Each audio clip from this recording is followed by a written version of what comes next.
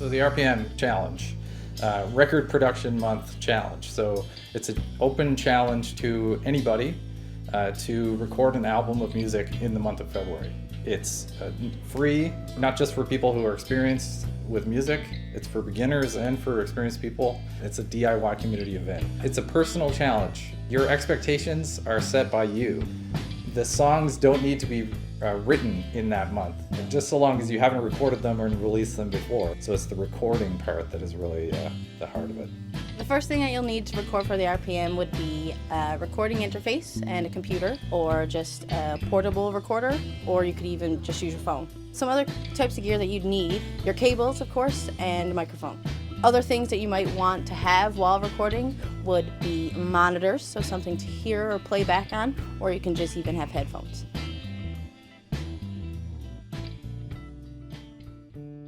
I guess I've been in part of 3 or 4 RPMs. Helped out on a couple, just like lending some microphones and stuff like that. And it's just something good to do in the middle of winter. Recording it's something that, everyone's kind of, when you first do it, you're a little intimidated by it. It's a very intimidating process. I'm going to go record myself. Sometimes you don't like to hear yourself talking, no other like hear yourself singing back at you for the first time. So it is a challenge, but a good one at that. Don't get discouraged. Take a break. Give your ears a rest. Go for a walk. Eat some food. Come back to it. You might think that you're doing something really good, but when you take the break and you come back and you listen to it, you're like, oh man, it's actually way better than I thought it was. The internet can be your best friend, so just even looking up easy miking techniques, or like how to record, and just asking for help from fellow musicians, whether it be your first time doing it or your 7th or 8th time doing it. People are always willing to help, it seems, especially during these challenges. This is my first year ever doing the RPM challenge, and I will be joined by my wonderfully talented husband, and we're hoping to write 10 original songs in a month. And so far we've written 1 in my first 42 years, so I think we're pretty lined up to do a whole album in a month. The challenge of writing 10 original songs in a month, it's not a competition, so there's no winning.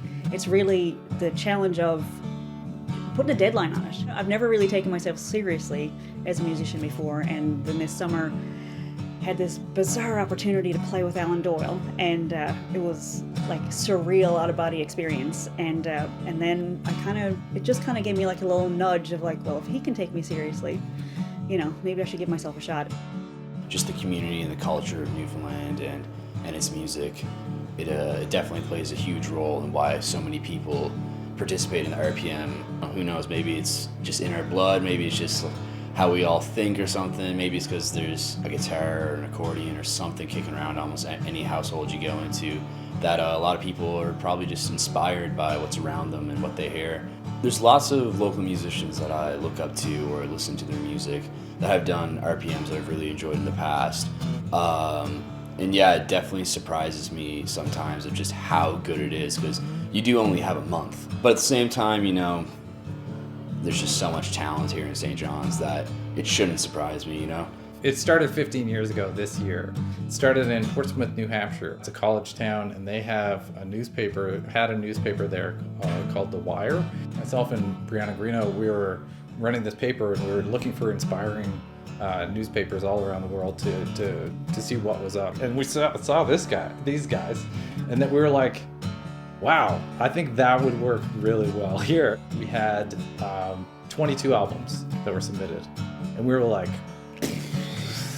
22 albums! That's a lot of albums from Newfoundland and Labrador.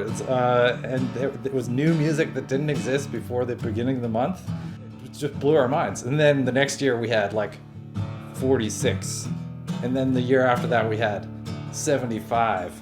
And then it went up and up and up until it's averaging like over 100 albums from Newfoundland and Labrador every single year.